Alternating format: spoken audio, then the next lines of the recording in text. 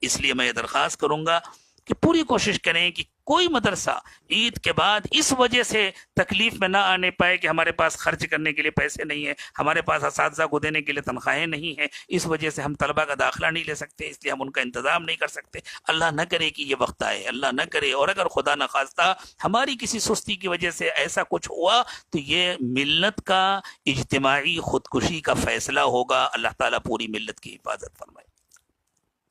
اسی طرح ہمارے محلے کی جو مسجدیں ہیں، آپ خیال فرمائیں کہ ان مسجدوں کے اماموں کی اور وہاں کے خدام کی جو تنخواہیں ادا ہوتی ہیں وہ عام طور سے جمعے کے چندے سے ہوتی ہیں۔ اب اس وقت چونکہ جمعے کے اجتماعات نہیں ہو رہے، مسجدوں میں چندہ نہیں جمع ہو رہا،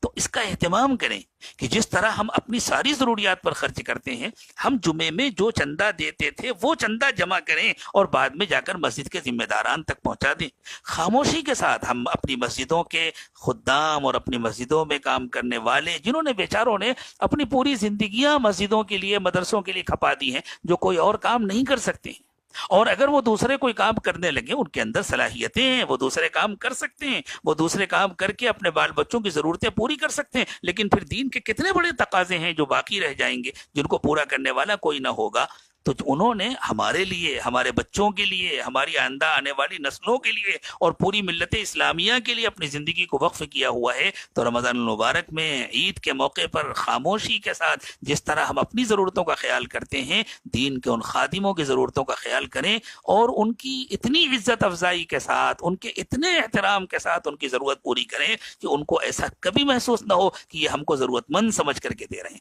اور واقعی ہم ان کو ضرورت مند سمجھ کر کے کیوں دیں؟ ضرورت مند تو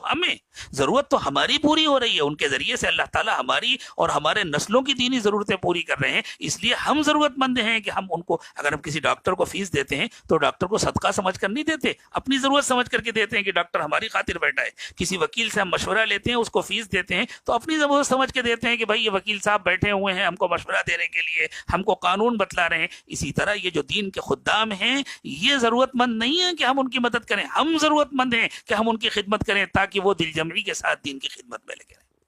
اس لیے میری درخواست ہے کہ اس رمضان المبارک میں خاص طور سے آپ لوگ پہلے سے بھی کرتے تھے، آئندہ بھی کریں گے انشاءاللہ، لیکن جمعے کے چندوں کا بھی اہتمام کریں، اپنے پاس جمع کریں اور اپنی مسجدوں میں پہنچائیں۔ مسجدوں کے خدام، مسجدوں کے ائمہ اور مسجدوں کے مؤذنین، ان کا بھی خیال رکھیں۔ جو چندے کے ذریعے ان کی تنخواہیں ادا ہوتی ہیں وہ تو ہوں گی، اس کے علاوہ بھی رمضان المبارک میں جس طرح ہماری ضرورتیں بڑھ جاتی ہیں، دوسروں کی ضرورتیں بھی بڑھتی ہیں، اس لیے ان کا بہت زیادہ